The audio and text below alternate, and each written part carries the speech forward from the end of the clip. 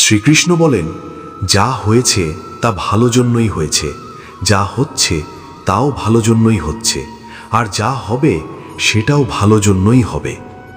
এই উপদেশ জীবনের গভীরতম সত্যগুলোর একটি। প্রথমে এটি বুঝতে কঠিন মনে হতে পারে, কিন্তু যে মানুষ এই সত্যকে নিজের জীবনে গ্রহণ করতে পারে তার জীবন ধীরে ধীরে দুশ্চিন্তা ও ভয়ের থেকে মুক্ত হয়ে যায়। জীবনে যখন কোনো খারাপ ঘটনা ঘটে, যখন আপন মানুষই কষ্ট দেয়, যখন মন ভেঙে যায়, স্বপ্নগুলো ভেঙে পড়ে আর বিশ্বাস নড়বড়ে হয়ে যায়, তখন আমরা প্রথমেই ভাবি, আমার সাথেই কেন এমন হলো? আমি তো কারোর ক্ষতি করিনি। কিন্তু শ্রীকৃষ্ণের এই বাণী আমাদের একটি গভীর সত্য শেখায়। এই পৃথিবীতে যা কিছু ঘটে সবই ঈশ্বরের বিশাল পরিকল্পনার একটি অংশ। আমাদের সীমিত চোখ সেই পরিকল্পনাকে সম্পূর্ণভাবে দেখতে পারে না, আর সেই পরিকল্পনা কখনোই আমাদের ক্ষতির জন্য নয়।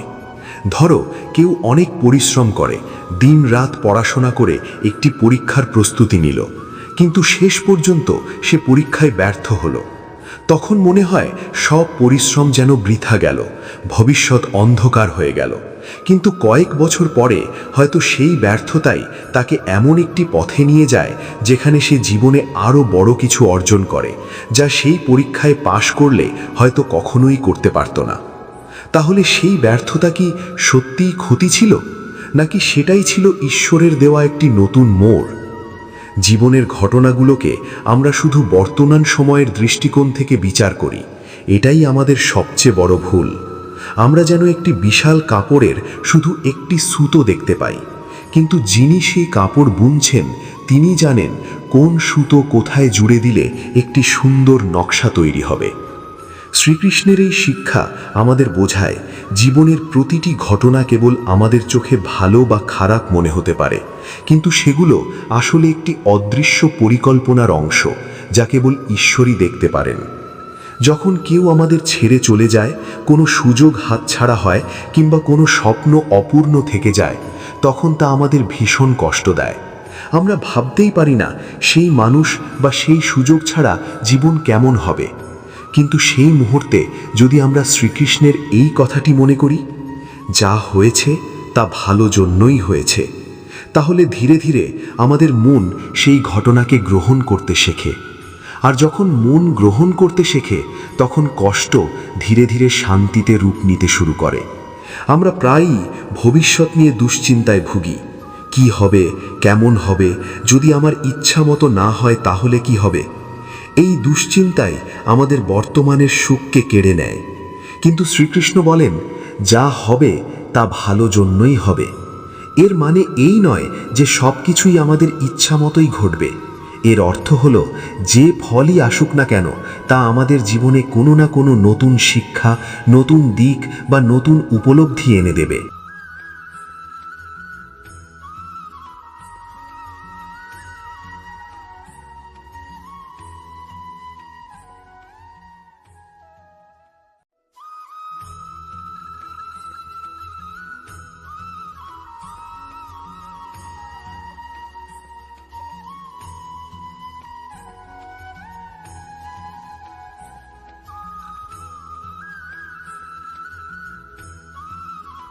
ভাবো, তুমি একটি নৌকায় বসে আছো এবং সেটি নদীর স্রোতে ভাসছে। যদি তুমি প্রতিটি ঢেউয়ের সাথে লড়াই করো, তবে তুমি ক্লান্ত হয়ে পড়বে, হয়তো ডুবে যাবে। কিন্তু যদি তুমি স্রোতের সাথে চলতে শেখো, তাহলে নিরাপদ তীরে পৌঁছাতে পারবে। জীবনও ঠিক তেমনই। যদি আমরা প্রতিটি অভিজ্ঞতাকে ভালো জন্যই এসেছে বলে গ্রহণ করি, তাহলে আমাদের মন হালকা হয়ে যায়, ভয় কমে যায় এবং ভিতরে বিশ্বাস জন্মাতে শুরু করে। এই উপদেশের মূল শক্তি হল বিশ্বাস। শ্রীকৃষ্ণ চান আমরা বিশ্বাস করতে শিখি, নিজের ওপর, নিজের কর্মের ওপর এবং সেই সর্বশক্তিমান শক্তির ওপর, যিনি আমাদের দেখছেন এবং সঠিক সময়ে সঠিক পথ দেখাচ্ছেন।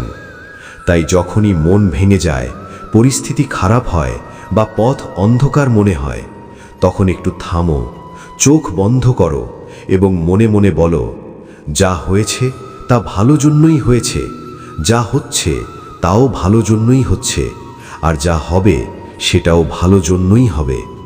তখন দেখবে ধীরে ধীরে তোমার মনে শান্তি নেমে আসছে। কারণ যখন আমরা বর্তমানকে মেনে নিতে শিখি, তখন ভবিষ্যতের ভয় নিজে থেকেই কমে যায়।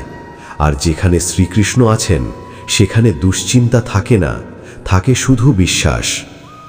যখন মানুষের মন ভবিষ্যতের দুশ্চিন্তায় ডুবে যায় অথবা ব্যর্থতার ভয়ে কাঁপতে থাকে, তখন সে শান্তি হারিয়ে ফেলে।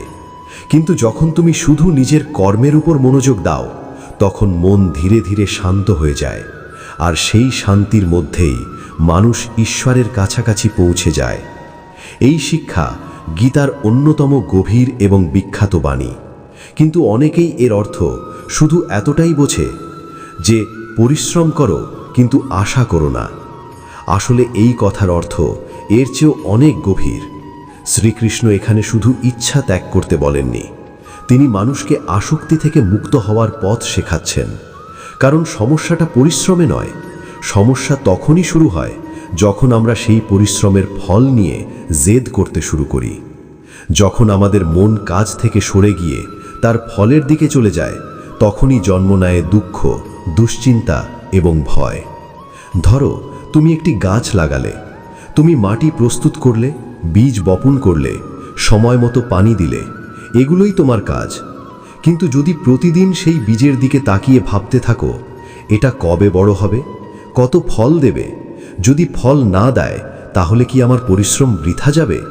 তাহলে সেটাই হবে ফলের প্রতি আসক্তি। আর সেই দুশ্চিন্তা তোমাকে ধৈর্য হারাতে বাধ্য করবে। জীবনও ঠিক তেমনই। যদি প্রতিটি কাজ করার আগে তুমি ভাবো, এতে আমি কি পাবো, তাহলে তুমি সব সময় চাপের মধ্যে থাকবে।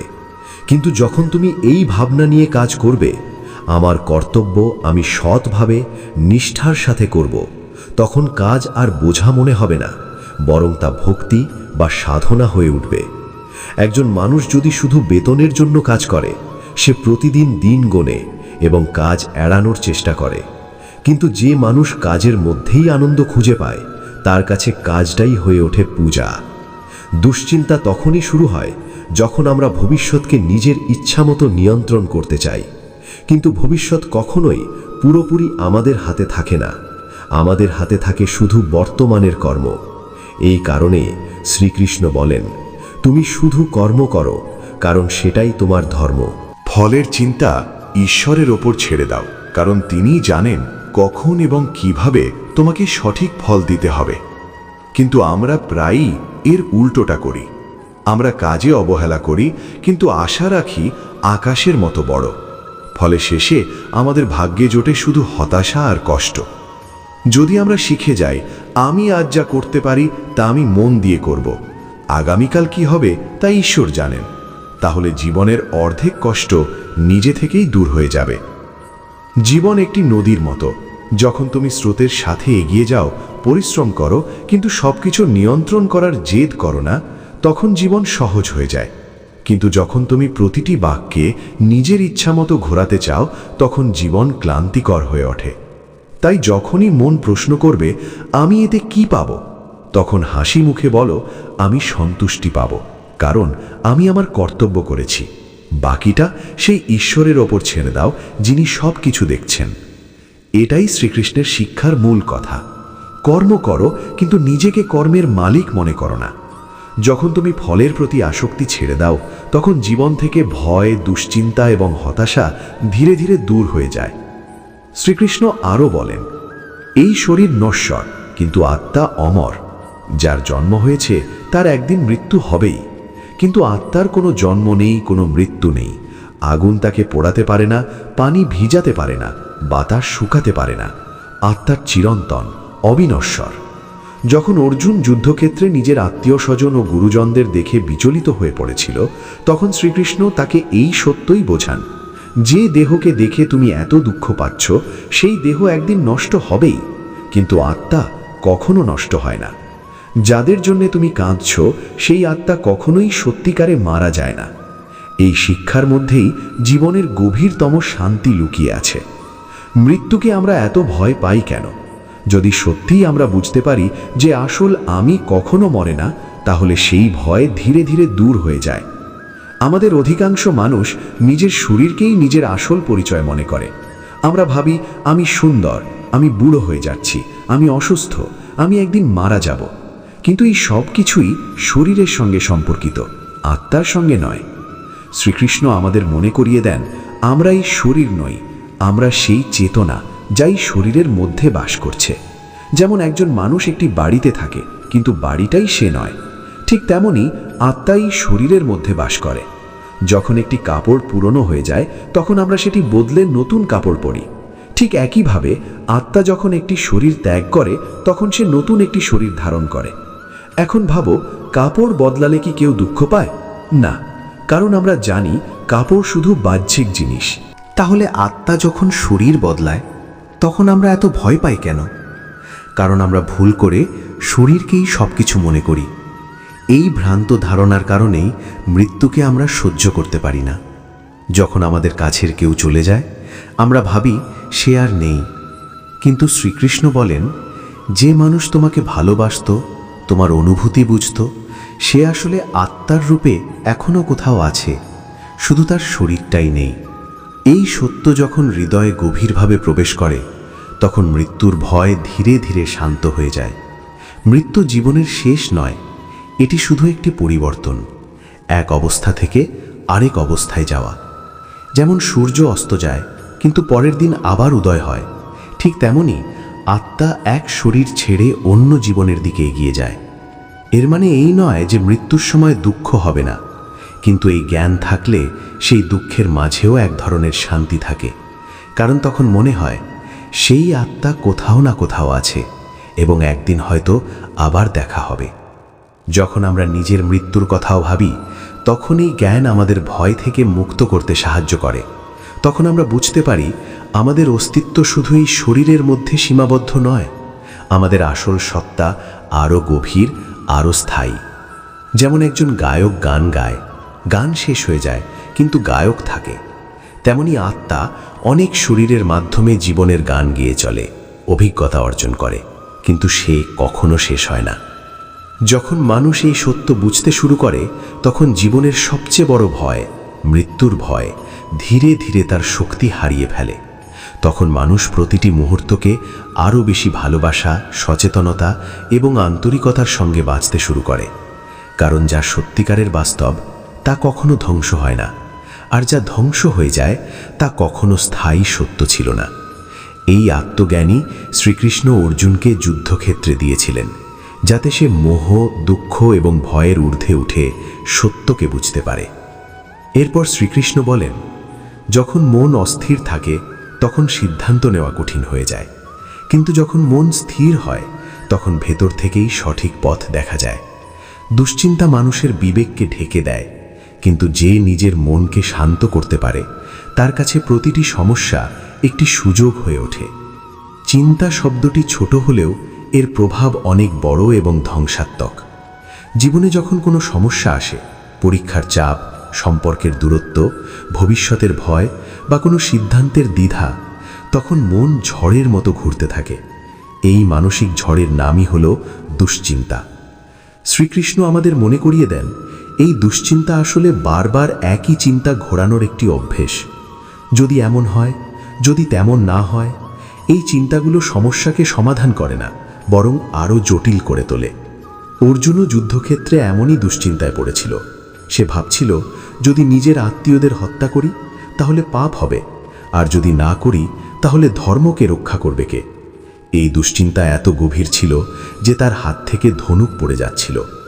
তখন শ্রীকৃষ্ণ তাকে বলেছিলেন, প্রথমে মনকে শান্ত করো, কারণ উদ্বিগ্ন মন কখনো সঠিক সিদ্ধান্ত নিতে পারে না। এই শিক্ষা আমাদের জীবনেও প্রযোজ্য। আমরা প্রায়ই ভাবতে থাকি, যদি চাকরি না পাই, যদি সেই মানুষটি আর ফিরে না আসে, যদি আমি ভুল সিদ্ধান্ত নিই। এই চিন্তার জালে আটকে গিয়ে আমরা কোনো পদক্ষেপই নিতে পারি না। কিন্তু সত্য হলো, দুশ্চিন্তা কখনো কোনো পথ দেখায় না। যেমন তুমি যদি একটি অন্ধকার ঘরে বসে শুধু ভাবতে থাকো কিভাবে বের হবে, তাহলে কি বের হতে পারবে? না, দরজা খুঁজতে হলে উঠতে হবে, এগোতে হবে। জীবনেও ঠিক তাই। দুশ্চিন্তা আমাদের থামিয়ে রাখে, কিন্তু সিদ্ধান্ত আমাদের সামনে এগিয়ে নিয়ে যায়। আর সঠিক সিদ্ধান্ত তখনই আসে যখন মন শান্ত থাকে। তাই যখন মন অস্থির হবে, তখন একটু থামো, গভীর শ্বাস নাও, চোখ বন্ধ করো এবং নিজেকে প্রশ্ন করো, এই দুশ্চিন্তা কি আমাকে সমাধানের দিকে নিয়ে যাচ্ছে নাকি শুধু আমাকে আরও জড়িয়ে ফেলছে? যদি উত্তর হয় জড়িয়ে ফেলছে, তাহলে বুঝে নাও এখন চিন্তা থামিয়ে সিদ্ধান্ত নেওয়ার সময়। কারণ জীবনে পরিবর্তন আসে দুশ্চিন্তা থেকে নয়, আসে সাহসী সিদ্ধান্ত থেকে। যখন মানুষের মনে বারবার এই চিন্তা আসে, যদি আমি হেরে যাই, যদি আমি ব্যর্থ হই, এই চিন্তাগুলোই মানুষকে তার আসল শক্তি থেকে দূরে নিয়ে যায়। আমাদের জয় বা পরাজয় শুধু পরিস্থিতি নির্ধারণ করে না, আসলে আমাদের বিশ্বাসই ঠিক করে আমরা জিতব নাকি হারব। ধরো একজন মানুষ পাহাড়ে উঠছে, পথ কঠিন, উচ্চতা ভয়ঙ্কর, শ্বাস নিতে কষ্ট হচ্ছে, কিন্তু যদি তার মনে দৃঢ় বিশ্বাস থাকে আমি শিখরে পৌঁছাতে পারবো, তাহলে সে প্রতিটি বাধা অতিক্রম করে এগিয়ে যাবে। কিন্তু যদি সে মনে করে আমি পারবো না, তাহলে সে অর্ধেক পথেই ফিরে আসবে। তাহলে পার্থক্য কোথায় ছিল? পরিস্থিতিতে নয়, বিশ্বাসে। পৃথিবীতে যত মহান মানুষ এসেছেন, যেমন স্বামী বিবেকানন্দ, এপিজে আব্দুল কালাম বা মহাত্মা গান্ধী, তাদের সবার মধ্যে একটি সাধারণ বিষয় ছিল, তারা নিজেদের জীবন পরিস্থিতির ওপর ছেড়ে দেননি, বরং নিজেদের বিশ্বাসের শক্তিতে নিজেদের গড়ে তুলেছিলেন। স্বামী বিবেকানন্দ বলেছিলেন, যদি তোমার নিজের ওপর বিশ্বাস না থাকে, তাহলে ঈশ্বরের ওপর বিশ্বাস করাও অর্থহীন। কারণ ঈশ্বরও সেই মানুষকেই সাহায্য করেন যে আগে নিজের ভেতরের শক্তিকে চিনতে শেখে। একবার ভেবে দেখো, যখন আমরা নিজের সম্পর্কে বারবার বলি আমি ব্যর্থ, আমি দুর্বল, আমার ভাগ্য খারাপ, তখন আমাদের মনও ধীরে ধীরে ঠিক সেইভাবেই ভাবতে শুরু করে। আমাদের চিন্তাগুলো ধীরে ধীরে অভ্যাসে পরিণত হয়, অভ্যাস থেকে তৈরি হয় কর্ম, আর সেই কর্মই ঠিক করে আমাদের জীবনের পথ। তাই যখনই তুমি কোনো সমস্যার মুখোমুখি হবে, হোক সেটা পরীক্ষার চাপ, চাকরির সমস্যা অথবা সম্পর্কের ঝড়, প্রথমে নিজের মনকে এই কথা বলা বন্ধ করো যে আমি পারবো না, বরং দৃঢ়ভাবে বলো আমি পারবো এবং আমি করবই। কারণ যখন মনকে বিশ্বাসের শক্তি দেওয়া হয়, তখন পথ নিজে থেকেই তৈরি হতে শুরু করে। মনে রেখো, আসল চমৎকার বাইরে ঘটে না, সত্যিকারের চমৎকার তখনই ঘটে যখন একজন মানুষ নিজের ভয়, সন্দেহ এবং দুর্বলতাকে অতিক্রম করে বলে যাই হোক আমি এগিয়ে যাব, আর সেখান থেকেই শুরু হয় তার নতুন জীবন। পৃথিবী তোমাকে কি বলে তা তোমার পরিচয় নয়, তুমি কে তা নির্ভর করে তুমি নিজেকে কি মনে করো তার উপর। তাই নিজের ভিতরের বিশ্বাসকে কখনো মরতে দিও না। যতক্ষণ তোমার ভিতরের কণ্ঠ বলে আমি পারি, ততক্ষণ পৃথিবীর কোনো শক্তি তোমাকে থামাতে পারবে না। এরপর কৃষ্ণ বলেন, ক্রোধ মানুষের বিবেককে ঢেকে দেয়, ক্রোধ থেকে জন্ম নেয় বিভ্রান্তি, বিভ্রান্তি স্মৃতিকে নষ্ট করে, আর স্মৃতি নষ্ট হলে বুদ্ধি কাজ করা বন্ধ করে দেয়।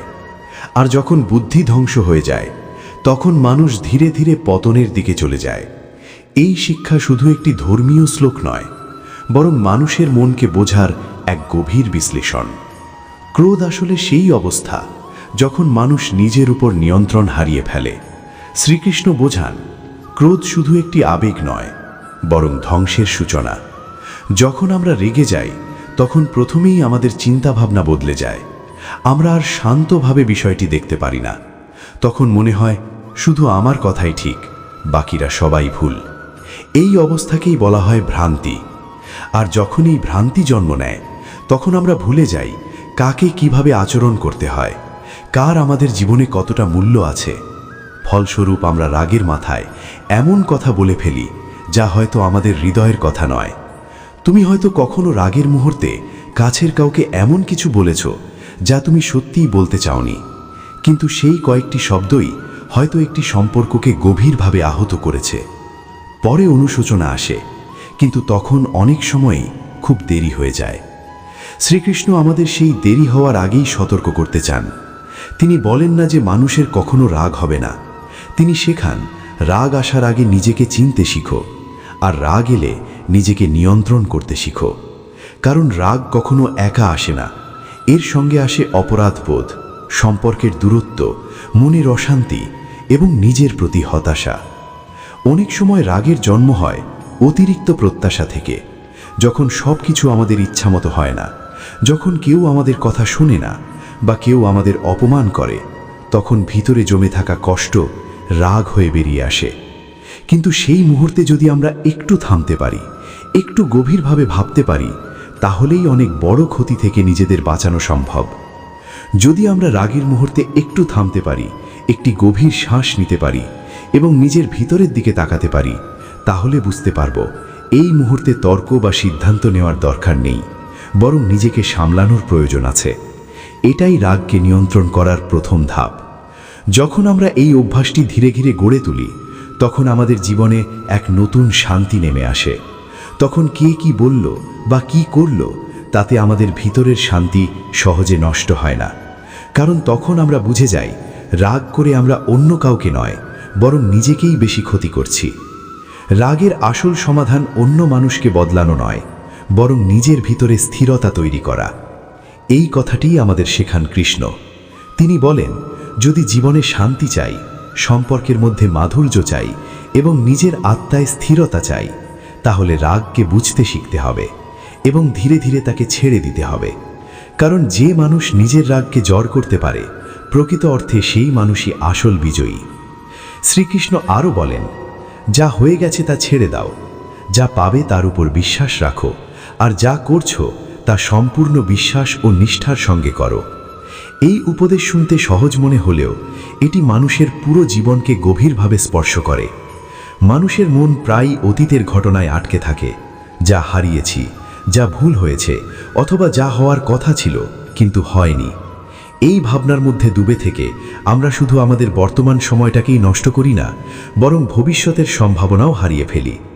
ভাবো, একজন কৃষক যদি বীজ বপনের আগে শুধু এই চিন্তা করতে থাকে, গত বছর ফসল খারাপ হলো কেন, অথবা আগামী বছরে বৃষ্টি ঠিকমতো হবে কিনা, তাহলে কি সে এবছরের চাষে মন দিতে পারবে? অবশ্যই না। ঠিক তেমনি যখন আমরা গতকালের হার বা আগামী দিনের চিন্তায় হারিয়ে যাই, তখন আমাদের আজকের দিনটাই নষ্ট হয়ে যায়।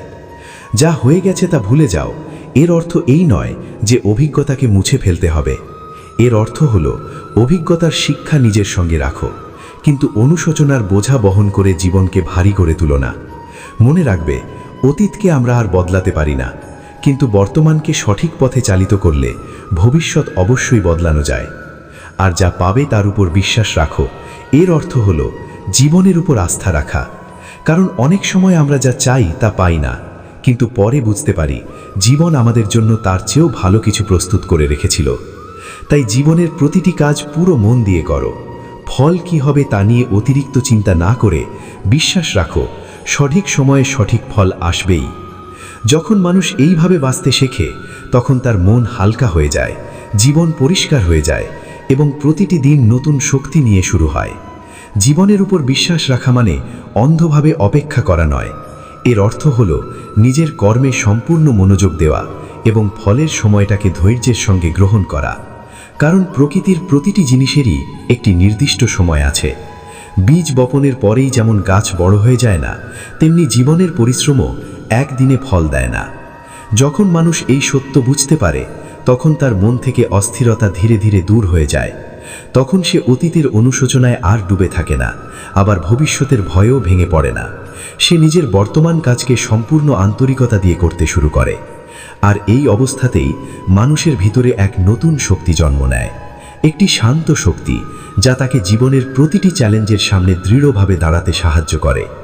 এই শিক্ষাই আমাদের দেন কৃষ্ণ। তিনি আমাদের বোঝাতে চান, জীবনকে ভয় করে নয়, বিশ্বাস নিয়ে বাঁচতে হয়।